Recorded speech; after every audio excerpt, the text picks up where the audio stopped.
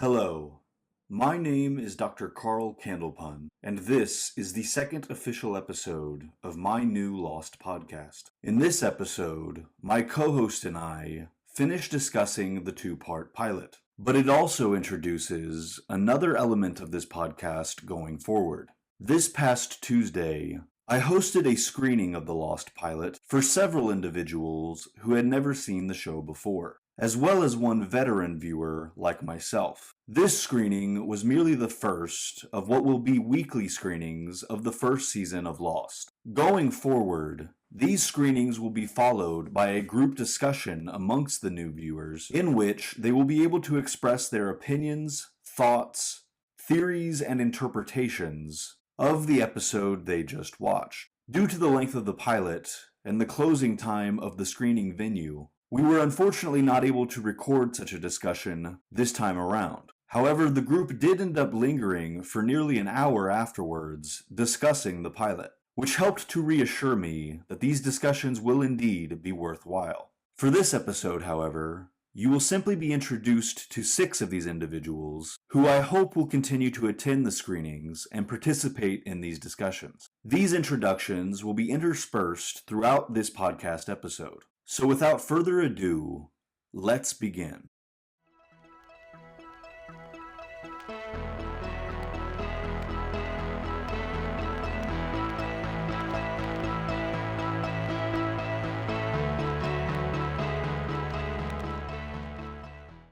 Hello and welcome to Dr. Candlepun's Lost podcast. I am Christopher Huth, otherwise known as Dr. Candlepun, and with me... I'm his medical assistant, Mike Huth.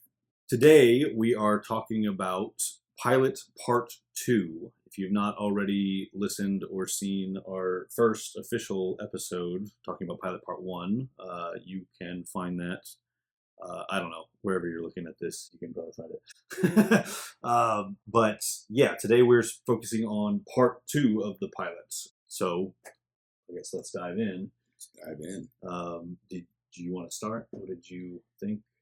Yeah, well, we talked about the end of Part 1. You know, you're kind of left in suspense. It's a little chase scene from the cockpit, and they're looking up and wondering how the whatever it was that got a hold of our pilot left him face up in the top of the tree canopy.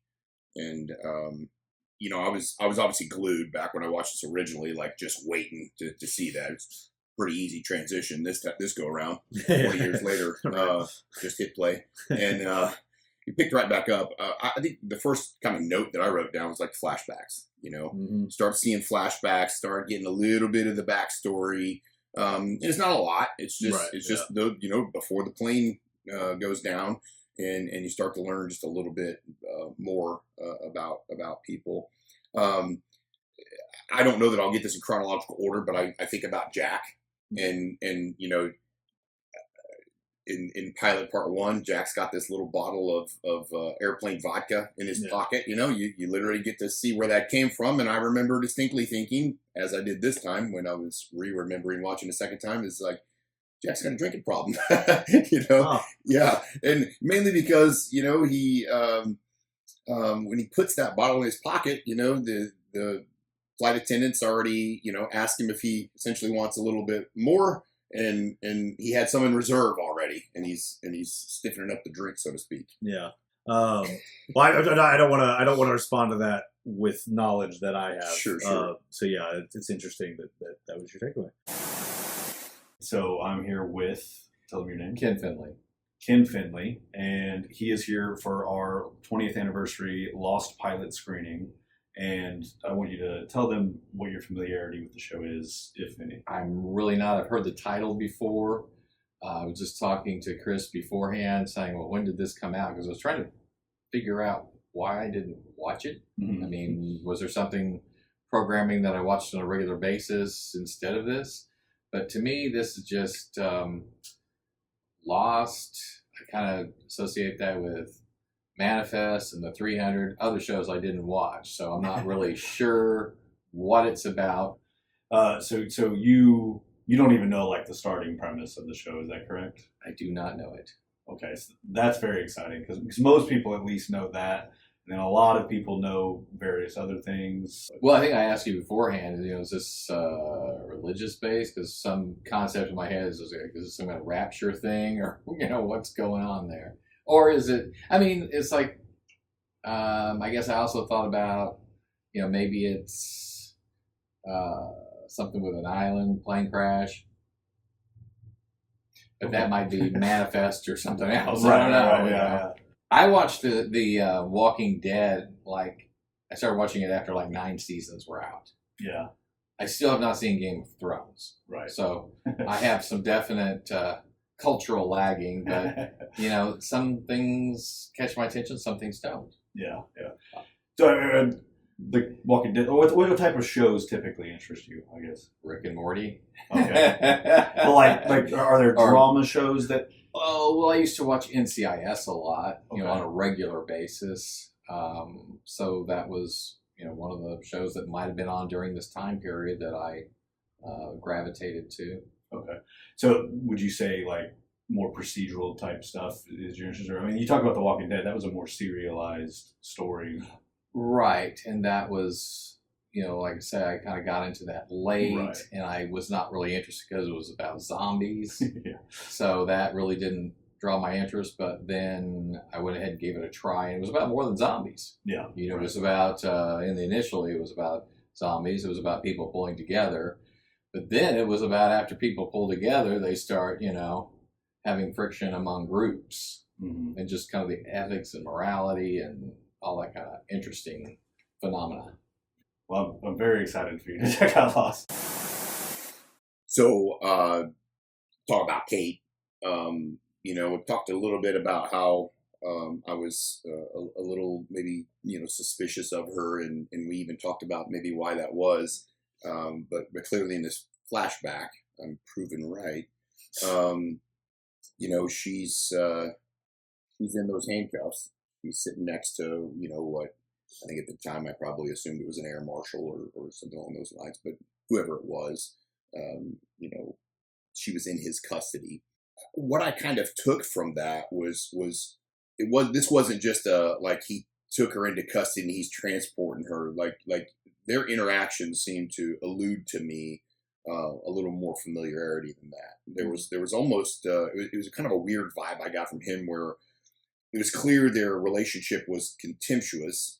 Like I don't know. It almost seemed like again there was at least it was coming from a point of somebody who had like at one point maybe believed in her or liked her for lack of better terms, and then almost like in a relationship where there might have been some love lost there, and now they're at that kind of silent treatment, little jab here and there phase. Is kind of struck me as odd, and I almost sense from her like almost relational, kind of like a sense of hurt that's the way she was being treated by him, which is really weird to take that from.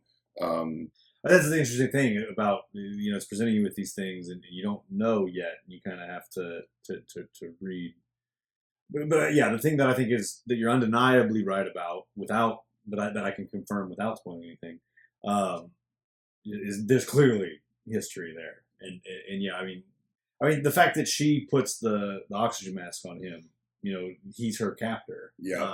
So I mean, that implies either that there is some kind of relationship there that's more complex, or at least that she's being arrested for something presumably pretty serious, and yet she's not the type of person that would just let him die, which is interesting. In order to help her escape. Yeah. Which the vibe I got before the flashback, or maybe this was after the flashback, was just this teetering back and forth whether she wanted him to come too. Like she asks about, how's the guy, with the leg, I think, right?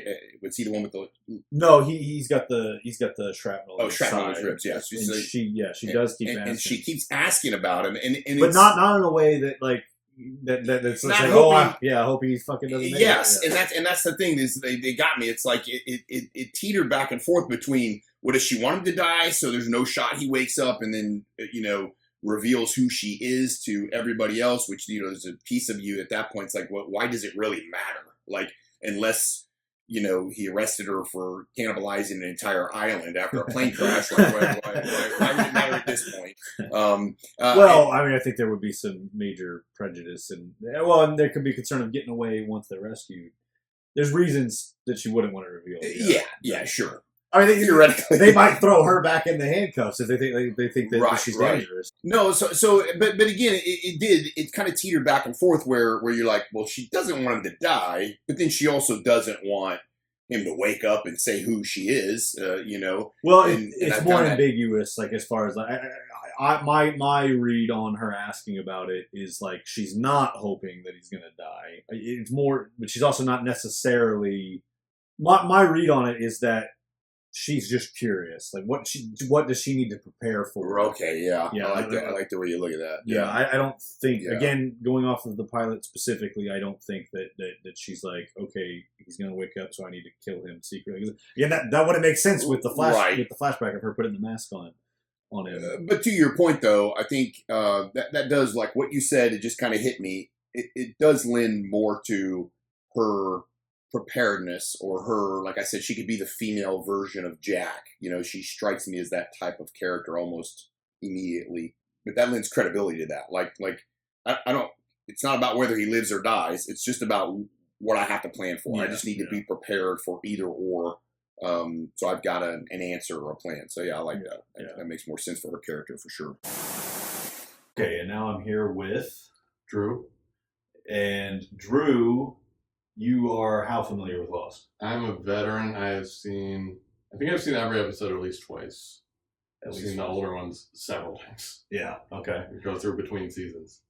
So were you someone that was satisfied with the entire run of the show, or were you...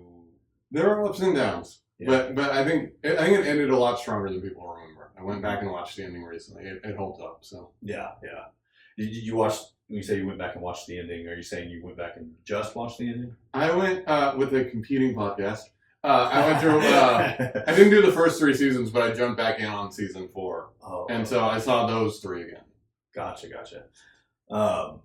Okay, yeah, because I thought if you just watched the ending, I was like, I think the ending holds up even better if you have the full context of the show before. But I mean, you had a pretty good run up to it. Is there anything in particular you're excited for? No, I'm excited to see how other people react. Yeah. So Ken, who I've already talked to, he knows nothing. He doesn't even know the starting premise. He took some random stabs at it, and he got something right, but. Yeah, he's pretty in the dark. Does he know there's a plane? Yeah, he made a couple of guesses, and then he said, or maybe there's like a plane, and he crashed on an island.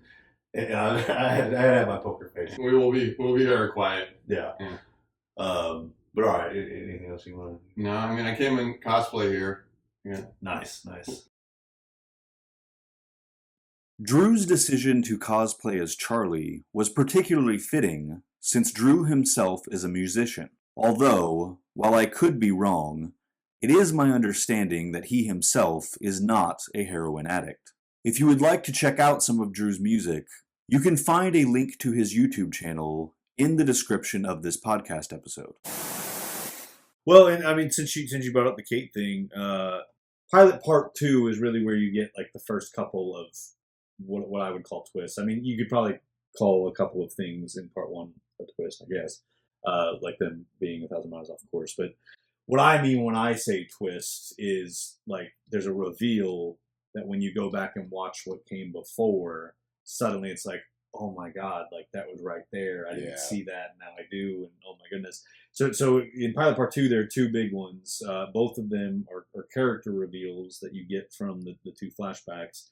So we'll come back to Kate. So I'll go back to the first one, which was Charlie. You learn in the flashback why he was in the bathroom in Part 1 when they went out, why he was so eager to go with them. Yes. So I mean, did you remember that? Yeah.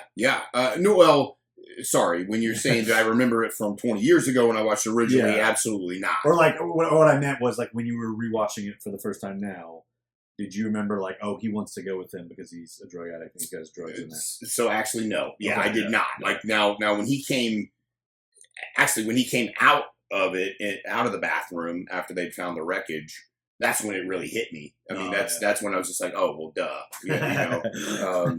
But yeah, I found that fascinating. And I mean, am I completely surprised Charlie's a heroin addict? Not necessarily. I mean, you know, I've heard Drive Shaft. I'm kidding. You'll never find them. No, but it was an interesting twist, right? Because now you got all the things that come along with that, with withdrawals and everything else. And of course, he's not gonna, you know, if that's his dirty little secret, it's not like he's gonna want that revealed to everyone. Heck of a time to kick heroin. So, yeah. No, you said that you're not surprised that he's a drug addict. Was that because just that him being a rock star and that stereotype, do you think? Or, 100%. Yeah. Just casting stones. Yeah. Yeah. Well, no, I mean that brings me to another point that I wanted to get to in this is that, like, what this show does so well is it introduces you to people, or it's like in the pilot, like how many of these people seem to fit like more two-dimensional stereotypes, you know? You've got the drug-addicted rock star, you've got the bigoted redneck, you've got the brother and sister, the bickering brother and sister, the spoiled rich girl. In Pilot Part 2, you kind of get a little bit more of the father and son, and you can tell, I don't think it's meant to be subtle, that there's some clues that they're estranged. Yes. He gets the age wrong at first, and doesn't know if he speaks Spanish, asks if he likes comic books. Well, hell, I'm an idiot. Walt even says to the bald guy, he tells him about the mom died. So with all of that, you can piece together that you got an estranged father and son. It's a bit of a new relationship. Yeah. So there's all these archetypes, and like, again, it seems almost more two-dimensional. But as the show starts to play out beyond the pilot, what the show continually does is subvert those expectations and those stereotypes. So you kind of talked about this in Part 1, but you learn more and more about why these people are the way that they are, and you learn to empathize with that, and then you kind of, I don't know. To me, that's the cool part about the show is you can literally take that and apply it practically to real life. And you can try, like, when you get angry, like, why is somebody like that? Like, why? Like, why are they bigoted? Why are they, you know, an asshole? Why are they, you know, evil? Or however you want to classify it. You know, if you try and, like, okay, well, there's a reason, you know, I don't have to agree with it. I don't have to condone it. You know, I don't have to enable it, but, you know, I don't have to hate them for the way that they are. I don't know. I just think that's a really valuable thing that the show throughout the entire run is really good at handling. But yeah, the point is that the show does a really good job of introducing not just characters, but story elements, and then, you know, kind of setting expectations, and then whoops, like, actually, you know, this is what's going on. And again, like what I talked about in Part 1, where a pilot is supposed to be kind of a thesis statement of what the series as a whole is about. I think both parts of this pilot do that really well. Like the kid finds the handcuffs, and you're like, okay, so who's the criminal? And, like, you know, these are the types that seem like the criminal, and then it's like, oh, it's her. Yeah. And he's like, oh, well, now that I know she's a criminal, like, oh, like, she's dangerous and scary. But oh, wait, she puts the mask on the guy that's arrested her. So it's kind of, okay, it's more complex than the two-dimensional stereotypes that it seems like at first. Well, I think that's the cool part about it, too, is it leaves you with that initial impression just long enough to maybe expose your own prejudices, only to, like you said, give you a little bit more of the story and almost make you feel guilty through your original thought process, right? And it's like, okay, you know what, maybe we can put the brakes on all this. And well, I remember your theory that right away was that Saeed crashed the plane. 20 years ago, I might say that.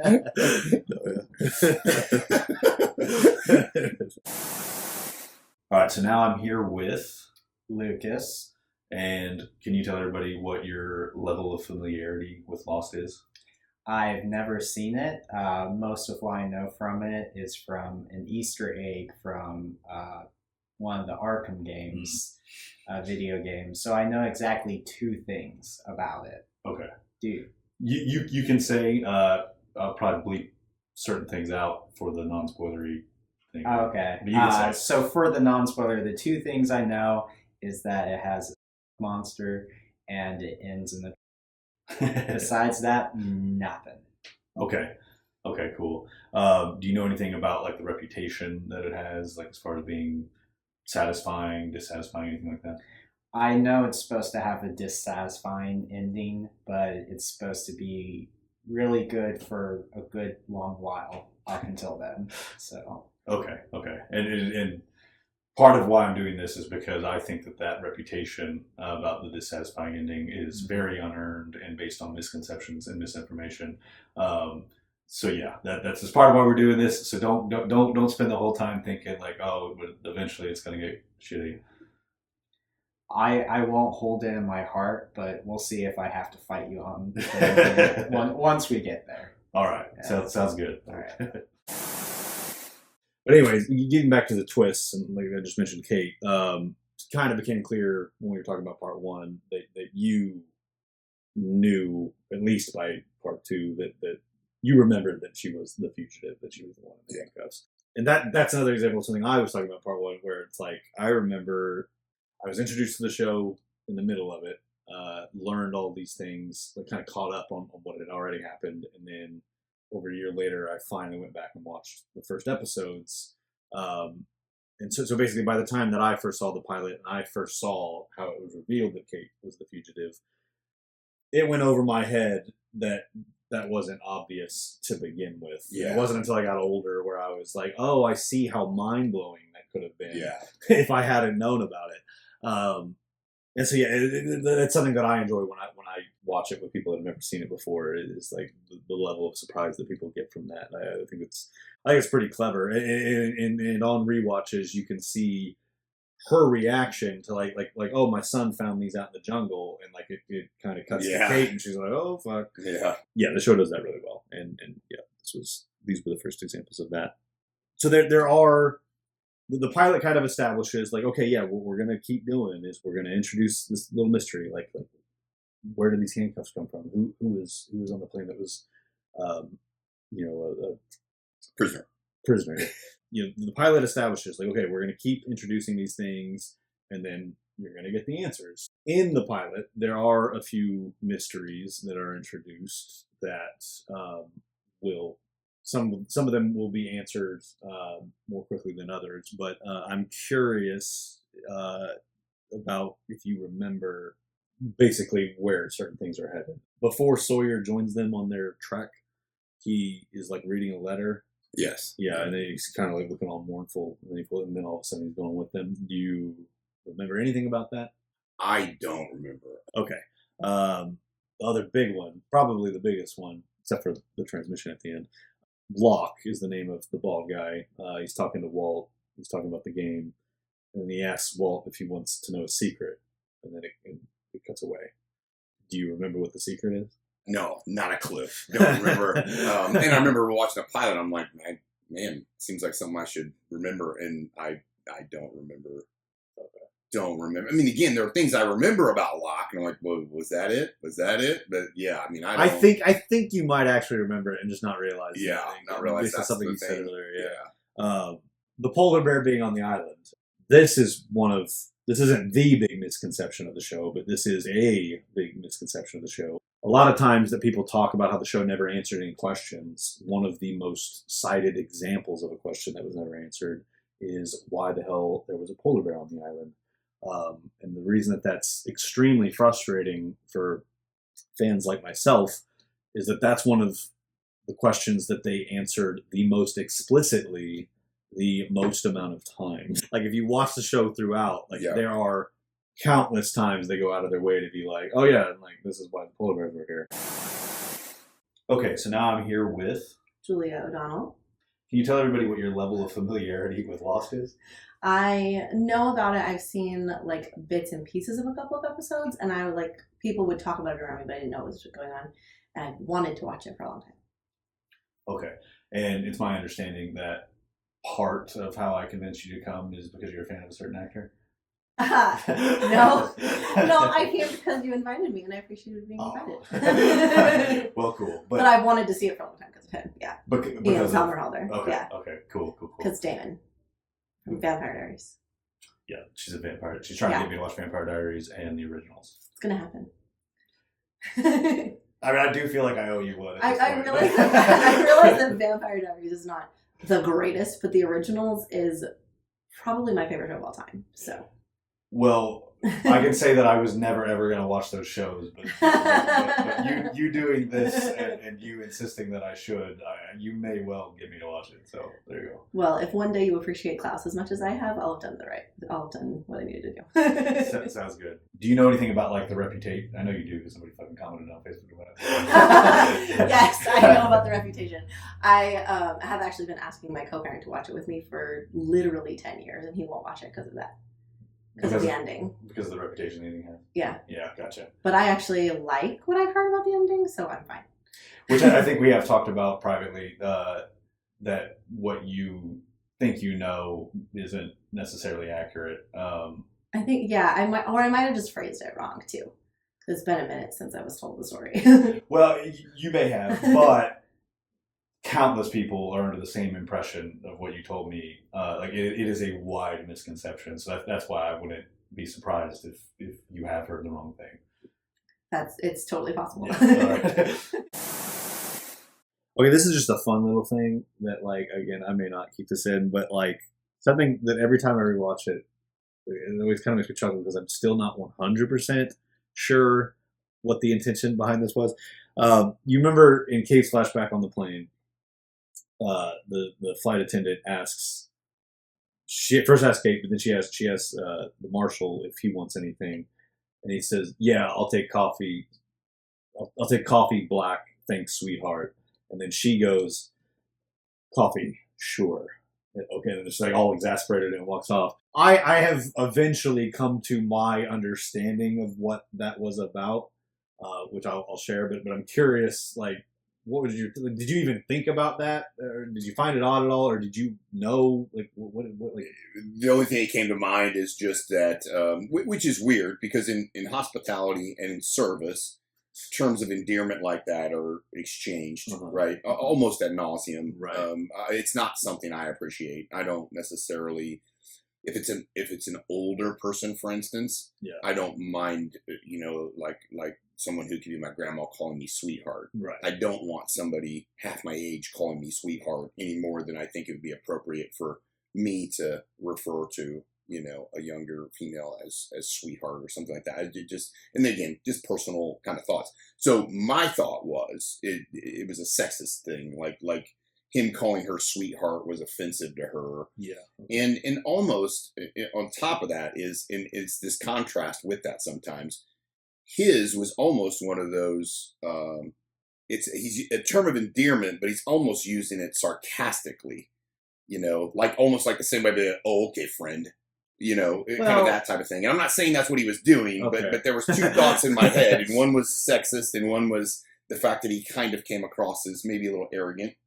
Okay. Or just like entitled, maybe. Yeah. Okay. Yeah. Yeah. She's been like almost like by using that, like he's saying that she's beneath him. Yeah. Or she felt like that. You'll fetch me some coffee. Yeah. Well, so that was one of the things that I had in my head for a while. I was like, okay, well maybe it's this, and then the other one, which is the one I now lean towards. I don't know. I guess I just prefer it. Just because I do feel like in America, at least, I don't know, I could be wrong. I mean, we're in the Midwest, and so I feel like it's not uncommon for people to call each other. I get called sweetheart by women. Like, there's nothing sexist about it. I mean, that said, I also read that as a potential possibility. So I am aware on some level that it can be read that way. But I don't know. The other big theory that I have, and the one that I tend to prefer nowadays, is maybe serving hot coffee on a plane is not something that flight attendants like to do, and so maybe that's what was going on there. That's what I want to do, is trying to get a cup of hot coffee to you without spilling it on my hand. Yeah, especially if we hit turbulence or something, which of course then happens. Versus doing it with the actual beverage cart. Yeah, I like to think that there was a deleted scene filmed where she's back there pouring the coffee, and then the plane starts to crash. But anyways, like I said, that was just a fun little thing, because it's like every time I watch it, I'm like, I think I know what Yeah. that was about. It's nothing important to the plot, but it's just interesting because I'm not 100% on the same wavelength of whatever was being said there. Sure. I guess. So yeah, it's just something I felt like bringing up.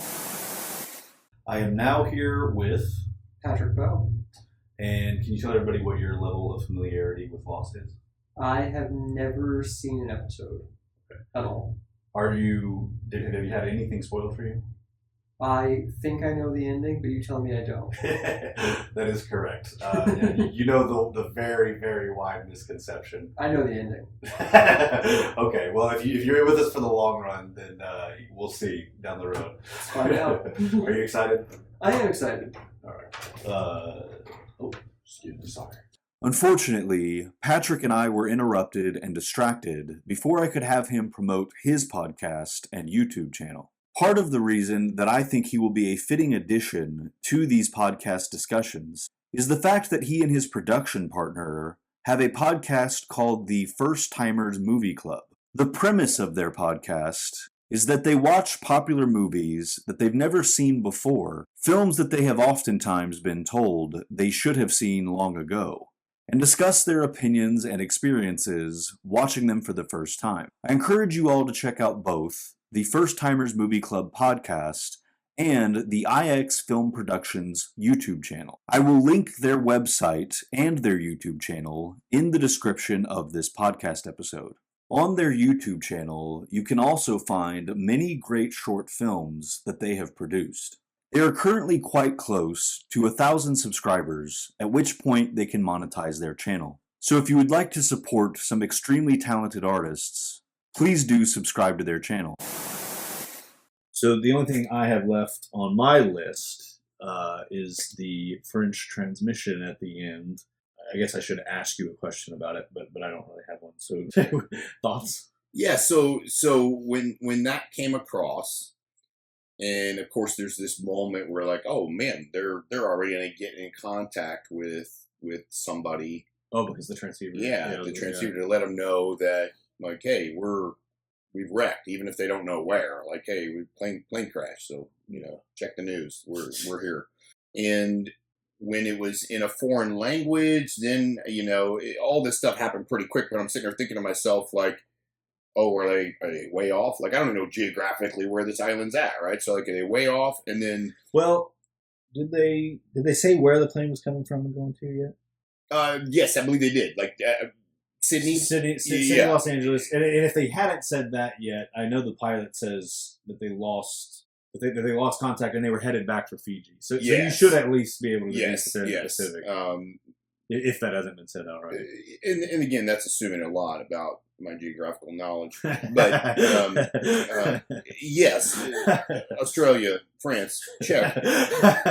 But knowing that they were, by his best estimate, over 1,000 miles off course, and then my mind goes to, well, maybe he was off on his estimates. Maybe they're 10,000 miles off. Nothing else adds up about this island. Maybe they went through a time warp.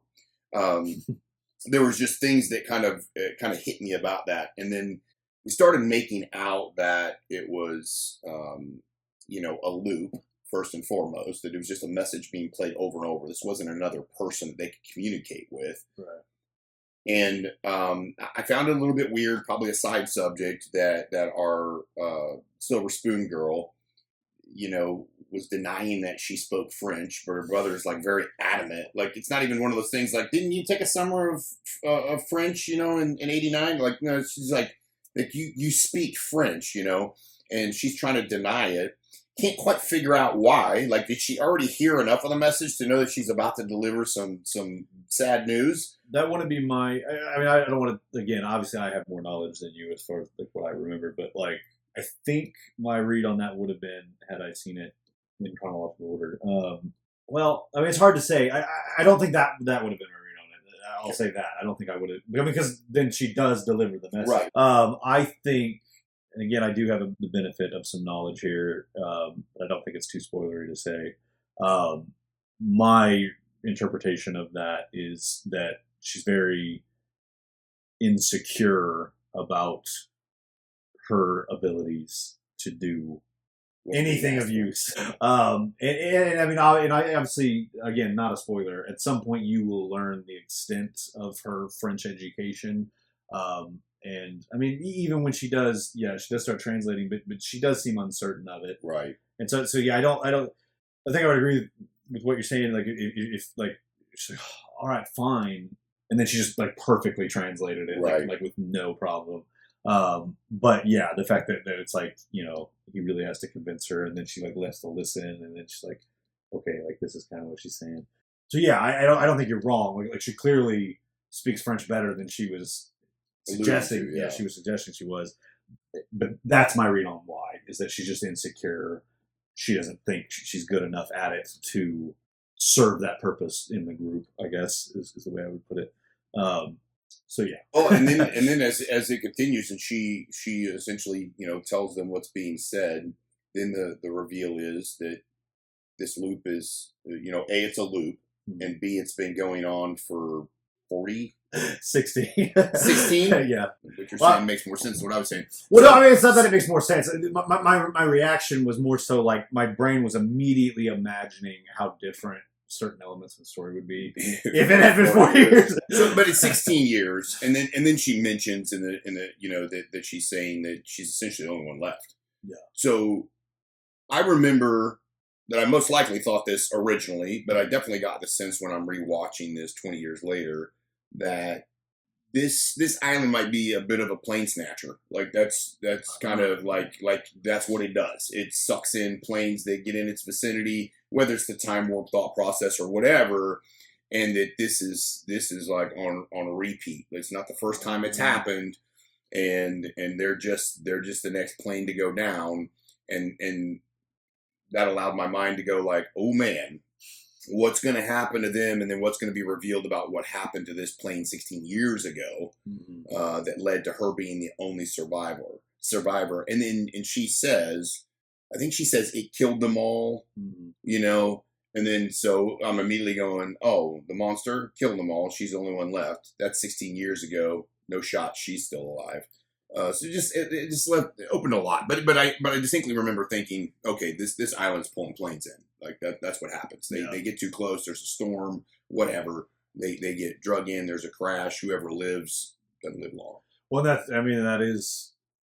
interesting you say that, because I mean that is worth thinking about. Is we don't know why the plane crashed. Like we understand that they lost communication. We don't really know why that happened, but we know they then turned in a different direction. We have no idea why the plane split up into several pieces. Yeah. And then crashed on this island. So yeah, I mean, it's, like I said, interesting to consider. Okay, I'm now here with Drew. And can you tell everybody what your level of familiarity with Lost is? I listened to a podcast that told me the kind of the backstory of the making of it, and then just a few things that kind of came out of pop culture when it was airing. But aside from that, nothing. Okay. So, like, do you think that you've had, like, significant things spoiled for you, or? No. Okay. And we talked about, can I say that? Yeah, okay. If I need to bleep it out. Okay. Well, when we were talking the other day, I mentioned how I know that there's, like, a monster thing. Right. But that's pretty much it. They're on an island, and there's, like, a monster. Okay, cool. Have you been wanting to watch the show, or did us just doing this kind of get you intrigued? It's definitely this. It's one of those things where it's, like, so much time's passed, and there's like 7 seasons, six seasons. It's like, it's just such a commitment. I just never took the time to watch it. Yeah, fair enough. Well, definitely appreciate you being here for sure. And I hope you enjoy it. I think you'll at least enjoy tonight's episode. Yeah, looking forward to seeing what it's even like. All right, so I don't think we have anything else about Pilot Part 2. But before we wrap this up, this is the part of the show where we address messages that we get from listeners. This time around, we are finishing an email that we read part of in Pilot Part 1, and that is from Ben Ward, who had another question that I wanted to save for this one. How did Lost hit you at the time in the context of the TV landscape?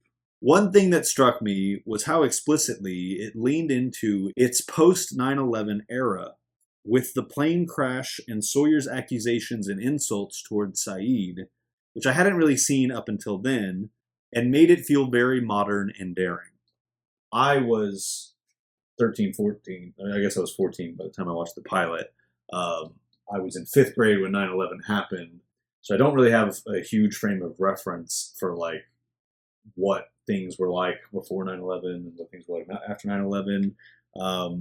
And part of it could just be I just don't remember like what I thought about the insult.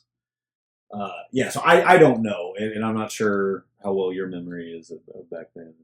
I think it's a great question for people that were older and could remember that, but it is very strange whenever things. I don't want to make it sound like terrorist events of that magnitude happen 15 times in your lifetime by any means, but there is history in which a country goes to war against another country, speaking specifically about America, where whoever the adversary is in that war, there becomes this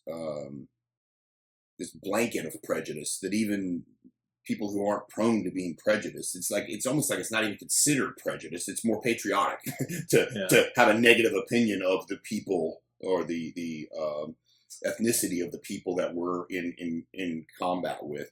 And so, real small interjection there, because that made me think of the scene with Hurley. Like, Hurley's very clearly not bigoted towards Saeed, but then when Saeed reveals that he was on the Republican Guard side of the Gulf War, like, it suddenly gets real awkward for Hurley. Yes, because he doesn't know how to. Yeah, I had a buddy. Might have killed him. But sorry, I didn't mean to cut you off. I think that is interesting, and then it takes me back to like my childhood. The Russia and the Cold War, and how even the drills we did in school were based around this. I don't know if it was a belief, but it was certainly it was our belief. We were made to believe that we could get bombed in our school, and I don't remember that ever feeling super real to me as a kid, and I had bigger problems, I guess. But ultimately, I just don't remember, really wearing that fear as a kid, no matter how much it was, ingrained, for lack of better terms. So, getting back to that more modern deal, I can absolutely today feel, what that scene was essentially referencing. But I like the fact that the absurdity almost of him trying to paint this as Saeed's fault just because of his nationality or his, what he believed his nationality was. So, I guess all that to get back to the point of the question is like, yeah, that was real. I mean, that felt real. That was well played, so to speak. Yeah. Yeah. Well, and I think, 20 years later, I mean, so far, and maybe this won't be true in another 20 years, but so far, I think that type of stereotype still exists to some degree, right? Sure. Well, less so certainly than in the years immediately after, but I mean, I feel like there are still people probably that get nervous because they see a Muslim person or a Middle Eastern person on a plane. It's sad, but I think that still exists, and so I think it still is understandable so far when you watch the show today, even at the first time. And to that point.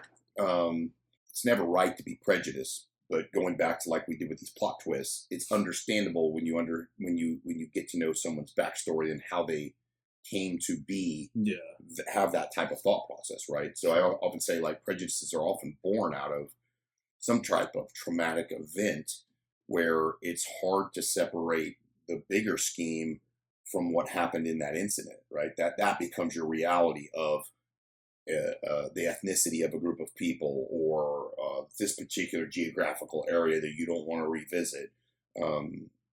But I also think that that same point that you're referencing about like, oh, you understand, how they came to be. I feel like that's part of what the show doing that is trying to teach people to not do. They're trying to teach you not to jump to those conclusions. It's like a warning. Yeah, it's like, oh, you can see this person and see this stereotype. Right. But then, like, oh wait, like, look how wrong you were. Like, there's so much more going on here than what you were putting onto it. But sorry. No, yeah, it's a great point for sure. Okay, so yeah, I was not paying enough attention to the light. I think we said everything we needed to say anyways, but yeah, I apologize if you're watching the video version of this. We do have Get on a that light. Patreon so we can pay that electric bill. We do have a light that we did use for the orientation video. We thought that we started early enough today that we wouldn't need it, but we actually ended up talking a lot more than we expected to, which is, I think, mostly a good thing. Yeah. Rather that than not having a lot to say. But yeah, so in the future we will be better about lighting, and also in the future we won't go nearly this long because we'll only be talking about one episode per time. So, well, when we get to the finale, that is a 2-part thing, but we won't need to break it into separate episodes. Maybe we'll start that at sunrise. See where we go. Yeah. But okay, so yeah, that was Ben's email. I said this in part 1, but yeah, I'm going to keep saying it in these episodes. Please, we want to hear from you guys. What your opinions of the show, what your opinions of the podcast. Tell us if you want your experience watching the show, how you discovered it. What were your favorite moments? If we're about to record an upcoming episode and you have something to say about that episode specifically, or what you thought about the characters, the developments in that episode. Yeah, we want to hear all of that. You can send that in written form in the email, or you can attach an audio file or a link to a video message. So yeah, just however you guys want to submit that, we will absolutely do our best to get it included in the show. So yeah, that email address is dr.candlepun@gmail.com. I just add too. I love Ben's email. Like if that is a snapshot of what we're going to get to talk about. Mm-hmm. I mean, you could take that conversation as long as you want to take it. That I love that because it's things that you can address, and then it also gets exactly what you want to get out of this well thought out, idea of how to answer Ben's question from you, and then this like, oh man, I might have missed a lot on the intellectual side that Chris got, but this is what I take. This is how I would answer Ben's questions. I love it, man. That's if that's what we're gonna get from the feedback from folks who are watching it, it's gonna be great. And no pressure. You don't have to be as good at it as Ben. Well, yeah. No, be like Ben, please. But all right, yeah. So next week we will be talking about the next episode, which is called Tabula Rasa. So yeah, we hope that you will join us for that. And if you're watching along with us, then yeah, have that watched. Spoiler alert! I did not know that. The title, right? Do you know what Tabula Rasa means? No, I have no idea. All right, we'll talk about it. To be continued. Cliffhanger. We'll talk about it next week. I would now like to give a special thank you to the currently active donors. These include candidate number 90, Ben Ward, candidate number 108, Jeffrey Winslow, candidate number 69, Brian Phillips, candidate number 32, Chuck Boyd, and candidate number 341, Hans. If you too would like to become a candidate, you can do so for as little as $1. One-time or recurring donations can be set up on Ko-fi.com/Candlepun or Patreon.com/Candlepun. A donation of any amount will get you credited in this podcast and added to the candidate wall, which will be displayed in all video versions of the episodes of this podcast from that point forward, even once you're no longer donating. I would also like to take this opportunity to thank the multiple people that have donated equipment and resources that are used in the production of this podcast. These include Mary Mullins, Brandon Huth, Charles Huth, William McMahon, and Charlene McMahon.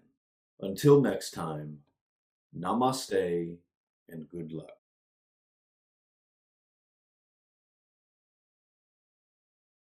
All right. We hope you guys will come back. That wasn't needed. You're not going to use that. To like this video, click the thumbs up. Or, if there has been an incursion by the hostiles, click the thumbs down. To leave feedback, enter a comment below. To be notified when more videos arrive, click the circle and then select the notification bell. To view previous content from this channel, click either of the two boxes.